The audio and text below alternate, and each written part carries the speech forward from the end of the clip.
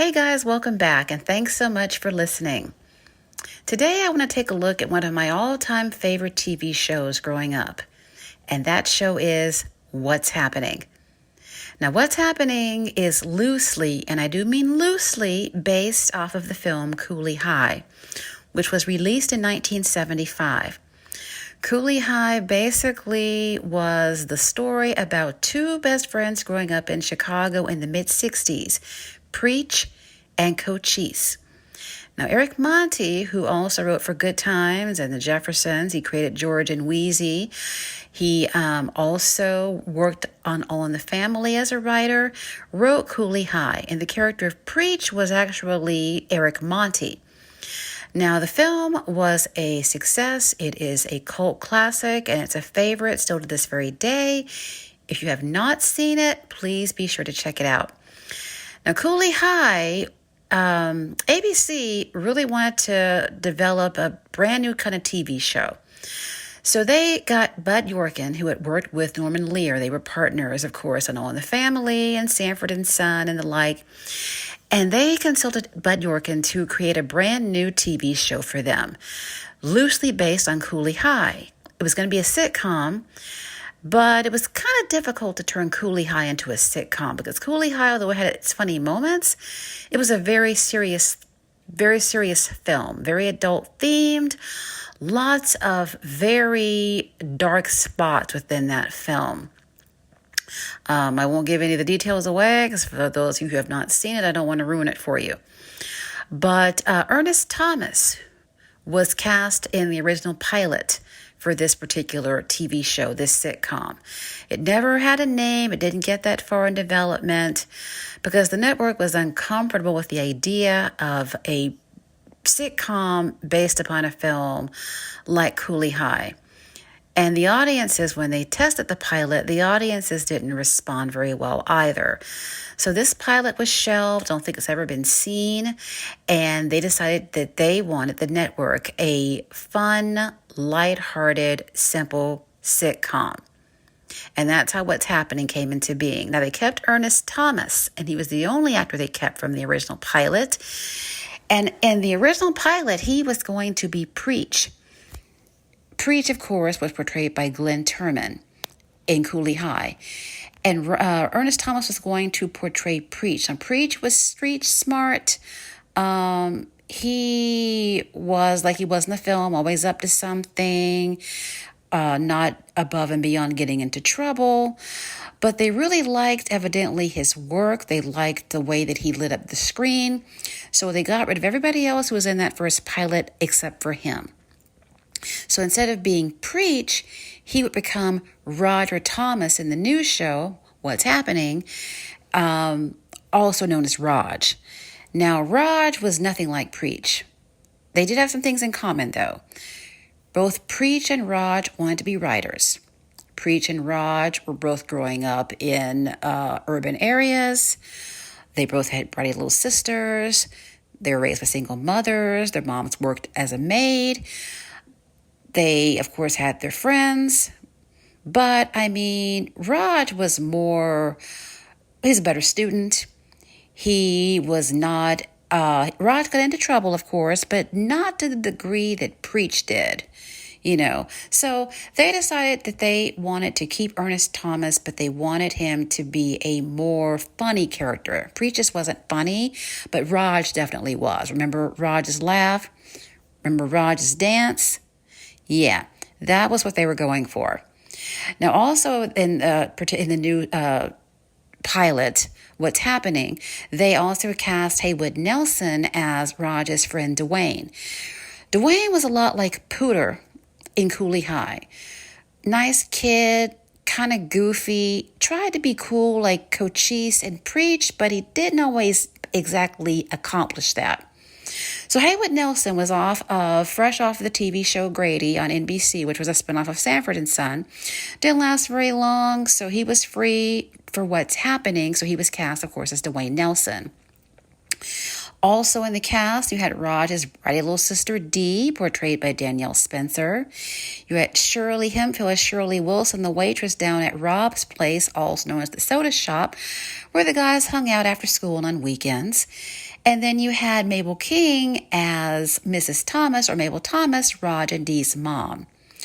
Now, for the character of Rerun, Rerun was supposed to be like Cochise. In Cooley High, Cochise was the ladies' man.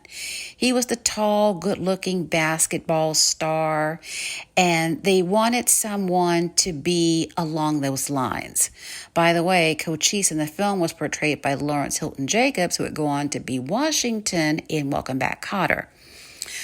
The difference was that for What's Happening, Rerun was to be a tall, skinny, white guy. They wanted to show diversity within friendships. That's why they wanted Rerun to be white. They wanted a white character in the show. Fred Berry, who had been a dancer on Soul Train and who was also a member of the dance group The Lockers, found out about auditions for What's Happening, and he decided to go down and try out for the part of Rerun. Well, he was so good that, he went in there and he told the producers, hey, I'm your man. I'm who you want. I am Rerun. So he tried out. They were so impressed with his audition that he got the part, and they rewrote the character completely. So What's Happening was going to make its debut on ABC in the summer of 1976 as a midsummer replacement TV series. It was just only going to be on for the summer. They only taped 4 episodes. They wanted to see how it was going to do with audiences. Well, they were not disappointed because What's Happening was a hit pretty early on. It did so well during the summer that it was brought back by the fall and placed on the fall schedule. Now, What's Happening exceeded everyone's expectations, the actors, the producers, the network. No one thought that this little fun, lighthearted show about 3 friends growing up in LA was going to be so successful. I ran across an issue on Google Books of Jet Magazine from May of 1977, and there was an article in the edition about What's Happening. It said that What's Happening's success completely caught everyone by surprise, and that for that particular week, it tied Barney Miller in the ratings and actually surpassed Happy Days, which was the number 1 show in the country. So What's Happening often was in the top 10 for the week. That happened often. The show was, again, it was just a fun show. It was fun. It was kind of silly at times. It was just a show that made you feel good. It was a show that you could just relax and enjoy watching. Now, there were critics who said that What's Happening was too lighthearted. It didn't focus on any racial issues.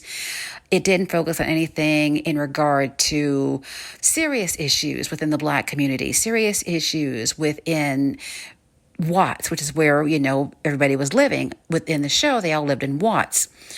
But honestly, every TV show does not have to be topical. It doesn't have to bring forth a message.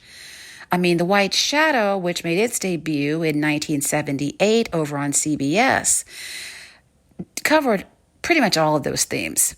It was another teen show. It was about a high school in LA and urban high school. Now, of course, the show starred Ken Howard, who was a white man, but the predominant cast was African American, and they covered all of those issues: race and alcoholism, drugs, gangs, bullying, teen pregnancy, interracial dating. But What's Happening was not meant to be a show like that, and it didn't need to be. Sometimes you just need a show where you can just forget about all of the junk that's going on out there in the world, and you can just relax and enjoy it and just laugh. And that's what I have always loved about What's Happening. It's one TV show I can turn on, and I know it's going to make me laugh. Now, there were 2 episodes, to my recollection, that did kind of focus on race. First, there was the episode in the 2nd season when Shirley wanted to be a secretary, so she applied for a job at this balloon company. Initially, she was turned down for the job, but the owner of the company wanted to hire her solely because she was African American. Meanwhile, they hired a white woman to be the real secretary, but they just had Shirley there for appearances only. And then in the 3rd season, Dee tried out for cheerleader, but she didn't make the squad because due to busing, they decided to pick her white friend Julie for the squad instead of Dee. But for the most part, What's Happening steered clear of any kind of controversial subjects within the writing, within the episodes, and that's just totally fine with me and a lot of other people who love the show. Now, what's happening, of course, again, very fun, very entertaining, and always, like I said, puts you in a good mood and makes you laugh. But behind the scenes, it wasn't always fun and games. There was a lot of drama, a lot of chaos. First of all, let's take a look at Fred Berry. Now, Rerun, of course. Rerun, I love Rerun. I always have. Rerun is adorable. He's lovable. He's funny. He has the little red beret. He's got the suspenders. He had the suspenders before Robin Williams did on Mork and Mindy. And of course, he was a fantastic dancer. And Fred Berry, I mean, he really had no acting experience before What's Happening, but he had a great way of delivering a line. The way he would deliver certain dialogue made it even funnier than the actual line itself. So he was brilliant at that. And unfortunately, the popularity of Rerun and the show went to his head, and he developed a huge ego, and he became impossible to deal with sometimes behind the scenes. There was one time where he threw down the script. He didn't like what was going on with the episode, and he walked off the set. Ted Bergman, who worked on the show as a producer, mentioned this on his Facebook page. He told the whole story about what happened with Fred Berry one day. He walked off the set, he quit the show, and he called back like 30 minutes later and wanted to come back and apologize for his behavior, and they let him come back. But Fred Berry, honestly, was struggling because he was bullied in high school for his weight. And with all of the barrage of fat jokes that were aimed at Rerun and What's Happening, that opened up a lot of old wounds for him. And he began to, according to one of his ex-wives, turn to alcohol and to drugs to cope with it. Because, I mean, honestly, they really sometimes hit below the belt with those fat jokes. Some of the jokes, honestly, they were not funny then, they're not funny now.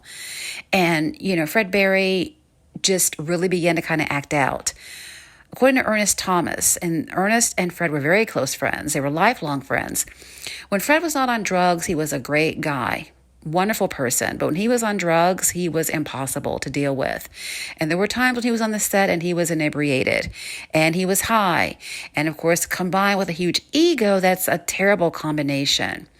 So anyway, during the second season, Fred Berry and Ernest Thomas walked off the show. They wanted a raise. They found out that the white actors on ABC were receiving up to $8,000 an episode, while they were only receiving $5,000. So they wanted a raise. And plus, they also wanted better dressing rooms. So they were not getting what they asked for, so they walked off the show. Now, if you remember the episode when Dwayne's dad, played by Greg Morris, was running for office, you don't see Raj, you don't see Rerun. Well, that's because that was the episode when they were protesting and they were off the show. They came back for the following episode. They're only gone for that one show, fortunately, but that's why they were missing. Also missing from that episode was Dee, because in September of 1977, at the beginning of the second season, Danielle Spencer and her stepfather, Tim Pelt, were in a terrible car accident. Her stepfather was killed, unfortunately. Sadly, he lost his life. He was trying to save Danielle and did save Danielle's life. He reached out over her and protected her, shielded her from the impact of the crash, while he himself ended up being fatally injured as a result. Danielle was in a coma for 3 weeks. She suffered damage to her spine, to her spleen. She had broken limbs.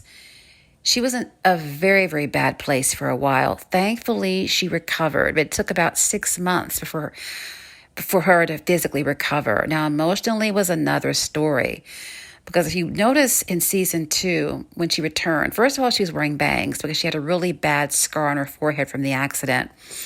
But there are times when she seemed a little bit distracted. She seemed a little bit not quite herself. That, of course, is because the child was traumatized. She lost her stepfather, and they had a very close relationship. And then, of course, she was horrifically injured herself. And people have criticized her, like on YouTube. Oh, what's wrong with Dee? And it's like, the girl had been through a horrific experience. And sometimes you can't necessarily cover that up in acting. So, especially when you're that young, she was just a kid. She's just 12 years old. So, by season 3, though, she had definitely, you could tell, it done a lot of healing emotionally and psychologically as well as physically. Because Dee had pretty much only had Dee really done a lot of growing. She really, grown up, and we even saw her in early high school. But Dee was back to her old self. I mean, she had matured. She and Raj had gotten closer by season 3. She wasn't blackmailing him as much for quarters all the time and threatening to go around, run and tell mama. But she was pretty much back to being Dee by the 3rd season, thankfully. But what's happening definitely was a stepchild amongst the execs and the suits at ABC. It was not on the same level as with ABC as Happy Days and Laverne and Shirley and Three's Company. Those were the primary shows, among the primary shows that they cared about the most. What's happening, definitely an afterthought. It showed by the fact that they refused to, give the cast a raise. Now, should they have walked off the show, Ernest and Fred? Well, maybe not, but they should have worked with them. But they really never did, and more on that later. Speaking of not working with people, they refused to work with Mabel King as well, who portrayed Mrs. Thomas. Now, Mabel King was a seasoned actress before What's Happening came along. She was a singer. She had been on Broadway, rather. She was actually in The Wiz on Broadway. So she had a lot of experience under her belt. She was the most experienced of the actors on the show. But she also was very underused on the show. Her talents were not utilized very much at all, especially by season 2. And she wasn't very happy with that. I mean, she wanted Mrs. Thomas to have a life outside just being Raj and Dee's mom, and being there also to listen and see the antics of Rerun and Dwayne. She wanted Mrs. Thomas to go and have a change of career, to have a relationship, to go on dates, to have a man in her life. She wanted to really see Mrs. Thomas become a fleshed out character within the show. She also wanted to get involved in the scripts. She wanted to have script approval, approval of the scripts. The producers did not at all give any consideration to her requests. So she left the show after the 2nd season. And that was a terrible mistake. Mrs. Thomas was a crucial, viable part of What's Happening. She was the moral compass of that show. She was the one who brought the balance to that show. She brought a level of maturity. And she was very much missed when she left. Now, Mabel King went on with her career after she did leave. She was in The Jerk with Steve Martin. She was in the movie The Wiz with Diana Ross and Michael Jackson and Lena Horne and Nipsey Russell. She was in an episode of Barney Miller. She also was on a couple of episodes of Match Game. So she went on with her career, thankfully, and I couldn't be happier for her because she was done very unfairly on What's Happening. The ratings did dip in the 3rd season after she left because, her absence was very, very well known. It was very obvious. The way that they wrote it, Mrs. Thomas was still there, but you never saw her. Mama was at work, or she was at a PTA meeting, or she was at the grocery store, but you never saw her because, Mabel King left the show. So they had Shirley move into the Thomas house. She was their new boarder because Raj and Rerun graduated from high school at the end of season 2, and then they became roommates, so they were sharing an apartment. So Shirley was living with Mrs. Thomas, D. And so you saw Shirley, the producers actually tried to make Shirley like the mom to Raj and Dee, but it didn't work. Shirley was more like an older sister because she was older than, the boys and Dee. She was an adult. So, she was like an older sister, but she couldn't take the place of Mrs. Thomas, and she never tried. Shirley Hemphill never tried to take the place of Mabel King. So that was really a foolish idea. Also in season 3, that's when you began to, that's when they brought in Big Earl and Little Earl to the show, and also the Snake. Lots of viewers to this day still complain about Big Earl and Little Earl and the Snake. Now, I didn't have a problem with them coming in. It made sense that they bring in new characters. After all, Raj was in college. Raj and Rerun were living in a new apartment complex. Meeting new people and making new relationships made sense. That was very realistic. So I get them doing that. But I think it would have maybe been more well received by the viewers and the fans of the show if Mrs. Thomas were still in the picture. Because honestly, remember in season 2, they let Raj and Dee's dad, Bill, get married. He married Lee, his longtime girlfriend. Well, that's what Mabel King wanted for Mrs. Thomas. I mean, if the dad can get remarried, well, hey, maybe Mrs. Thomas didn't need to get remarried right away. But hey, give her a steady boyfriend. I mean, they did have the one episode where she went back to school to get her high school diploma. She met the shady character who was in night school with her, who was trying to use her to get his high school diploma. But then again, they never followed up on that. Did she even get her high school diploma? They never followed up on that. But one thing I want to touch off on before I wrap up this episode, which I'm not about to wrap it up yet anyway, but I don't want to forget to mention about the Doobie Brothers episode. That is classic. If you haven't seen it, you haven't seen it in a long time, it's on YouTube. It's uncut. What's happening? All the episodes from all 3 seasons are on YouTube. They have it uploaded where there are 2 episodes per video uploaded. And the episodes are uncut. They're in their entirety. There are no commercials. It's great. The Doobie Brothers guest starred on the show in January of 1978. And I remember watching when the Doobie Brothers came along. What's Happening, for some reason, was switched over to Saturday nights for a while. Fortunately, that didn't last very long. But when the Doobie Brothers were on there, they were on Saturday nights, like right before Love Boat. They had been on after Welcome Back Kotter on Thursday nights, but for some reason ABC switched things around. But then they put What's Happening back on Thursday nights, thankfully. And in the 3rd season, it followed Mork and Mindy. But the Doobie Brothers episode, absolutely classic. I love that episode. If you don't remember how it all went down, Rerun got tickets to the Doobie Brothers concert because the Doobie Brothers allegedly went to, or supposedly went to, the same high school, some of them as, Raj and Rerun and Dwayne. They were back in town. They did a concert at the high school. Rerun gets tickets from a shady character named Al Dunbar. Al Dunbar is a bootlegger. He basically makes a deal with Rerun. Rerun is going to record the concert in exchange for these great seats, these great tickets. Rerun does not know that it is illegal to do so. He gets Raj and Dwayne caught up in this mess. Rerun's busted at the concert when the tape recorder falls out of his big coat. The Doobie Brothers and the boys get together, and then they bust out Dunbar at the soda shop. So it's a great episode. If you haven't seen it before, if you've never seen it, check it out. If you haven't seen it in a long time, definitely go watch that again, because I haven't seen it lately. I'm going to watch it pretty soon, because that's one of my all-time favorites. I think most people who are fans of What's Happening love the Doobie Brothers episode. It's hilarious.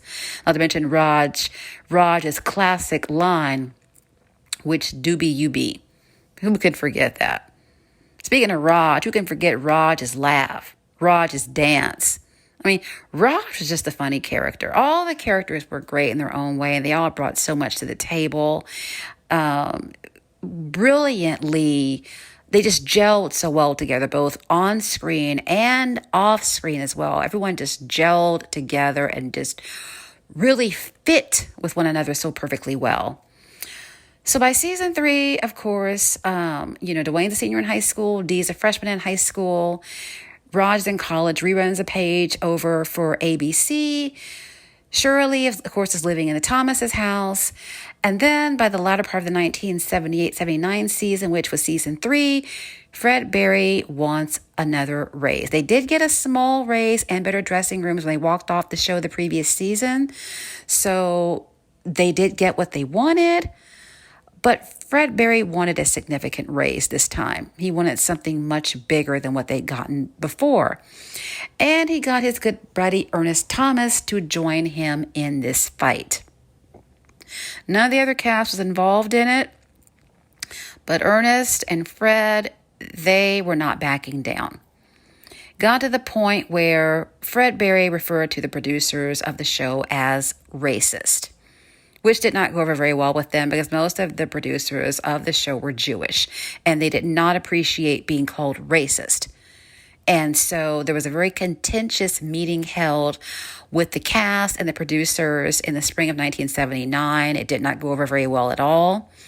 Fred Berry, basically, according to Ernest Thomas, the producers asked Fred Berry and the cast, the producer said basically, Fred Berry has said that you all think that we're racist.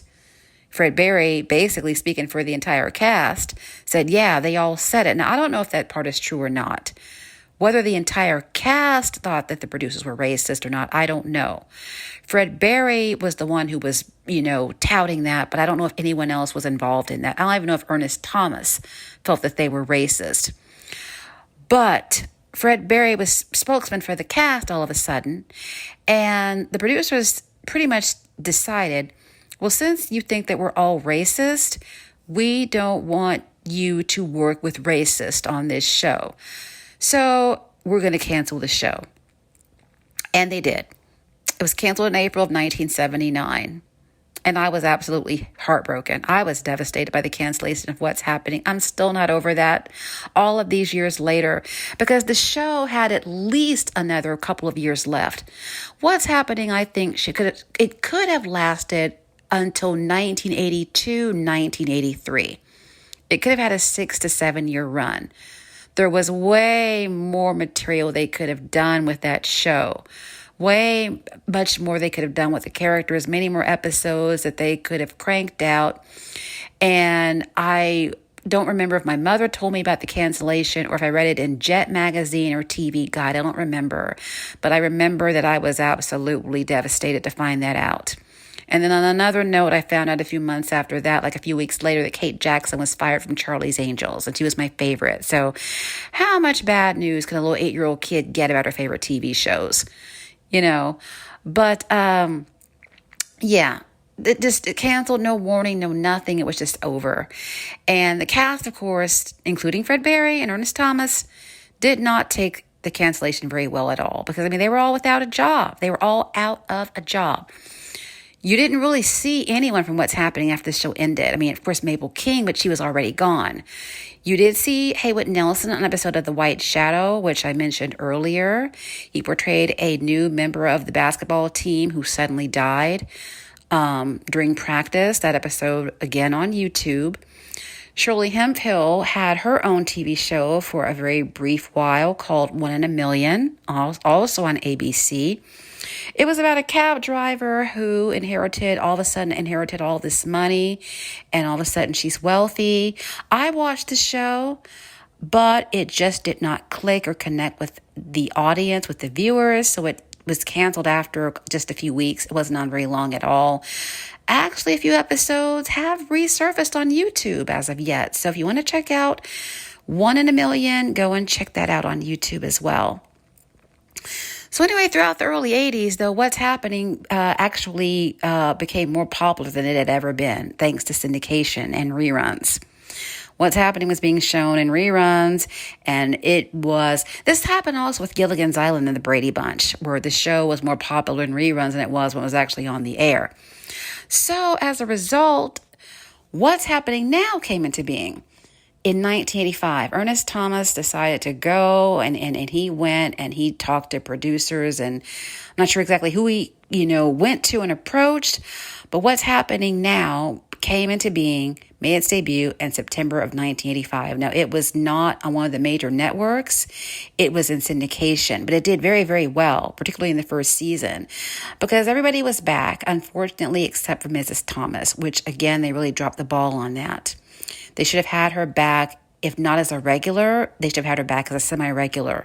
They should have had her back, regularly, like Danielle Spencer. She wasn't a regular cast member because she was in college, but she was in episodes throughout each season. Like about 5-6 episodes a season, you got to see Dee, because Dee was also in college. So they should have had Mrs. Thomas come back like that. And instead, they said that Mrs. Thomas had gotten remarried and she moved to Arizona. not a good idea. But of course, you had Raj and Rerun and Dwayne back. Raj had come back home. He had moved away to pursue his career of being a writer, but he came back home with his new wife, Nadine. They were going to move into the house that Raj and Dee grew up in. Shirley was still around. She was trying to buy the soda shop, which had shut down, and she wanted to reopen it. And fortunately, she got Raj to go in with her, so they became the owners of Rob's place and reopened it. And then, of course, Dwayne and Rerun were roommates. Rerun was a car salesman. Dwayne had some kind of a computer job or something like that. So what's happening now was great in the very beginning. I was so happy to see it back on. We watched it every Saturday afternoon. It was great. I was so happy. Unfortunately, at the end of the 1985-86 season 1, Fred Berry started back up to his old tricks all over again. He wanted yet another raise. Yes, he did. But this time, Ernest Thomas chose to stay out of it. And so Fred Berry was a man standing alone, and he was fired. The show, definitely not the same without Rerun, I have to admit. Definitely lost a lot of life. It stayed on for 2 more years. It ended in 1988. I kept watching. I watched it the entire time. I watched it until it ended. Too bad that Fred Berry just did not know how to get that ego of his in check. He did not. I don't think he ever got his ego completely under control. But one thing I didn't like about what's happening now is they, like a lot of reboots, they don't really stay true to the original. Like, for example, they have the episode where Raj has come back in contact with his old high school nemesis buddy who used to bully him in high school. Well, in what's happening, there was never any reference made to Raj being bullied. If Raj had been bullied in high school, it would have been addressed on what's happening, but that was never a storyline, never an episode. But all of a sudden, on what's happening now, Raj was bullied in high school by Buddy. Also, there was no mention of Rob. Rob was not back. You didn't see anything, no references to Big Earl, Little Earl, the Snake, Marvin, any of the other characters, Miss Collins. I mean, none of them were ever referenced to in what's happening now. None of them. Bill came back for an episode, Raj and Dee's dad, but he was only back for 1 episode. You didn't hear anything about his wife, Lee. Were they still married? I mean, what happened with her? So it just did not stay true to the original in that aspect. And that's the one thing about it that I just didn't care for. All of those characters I just mentioned should have been brought back for at least an episode, at least once, but they never were. You didn't see Rerun's sister, Donna. You didn't see his brother-in-law, Ike. I mean, none of them. Rerun's brother, Dewey. None of them made appearances or were referred to in what's happening now. And I found that, and still do, really disappointing. But anyway, what's happening now ended in 1988. After that, there were, different reunions of what's happening cast. They all stayed in touch with each other. They stayed very close down through the years. Sadly, both Mabel King and Julie Hemphill passed in 1999. Very sad to hear about their passings. In 2003, Fred Berry passed away after having had a stroke. And again, very sad to hear about his passing as well. There was an interview done in 2001, 2 years prior to Fred's passing, 2 years after the passings of Mabel and Shirley. It was done on The Early Show, done by Bryant Gumbel. I saw it recently. You had Danielle Spencer, Haywood Nelson, Fred Berry, and Ernest Thomas. All in great spirits, great moods. Fred Berry still had the ego, though. Gotta admit that, but that's not the point. Bryant Gumbel did such of a disservice to the cast with that interview. First of all, the interview was really short, which, that's common for morning shows. I get that they're on a strict schedule. But Bryant Gumbel was really disrespectful, in my opinion, in the interview. It's on YouTube. You want to see it. He called the characters stereotypical. He cut off Danielle Spencer when she was speaking. He just was very dismissive of the whole show. It's like, maybe you should have let someone else interview the cast, and maybe you should have stayed out of it. I'm sure you could have declined that interview if you wanted to. You're Bryant Gumbel. You didn't have to do that interview. You could have let someone else do it. It was great to see them all back together, but I mean, he ruined it. He killed the interview. His disrespect, his snobbish attitude toward the cast, toward the show, really uncalled for. If you want to see something better, check out the Jenny Jones reunion. And I believe this was like 1997. It was Shirley Hemphill, Haywood Nelson, and Ernest Thomas.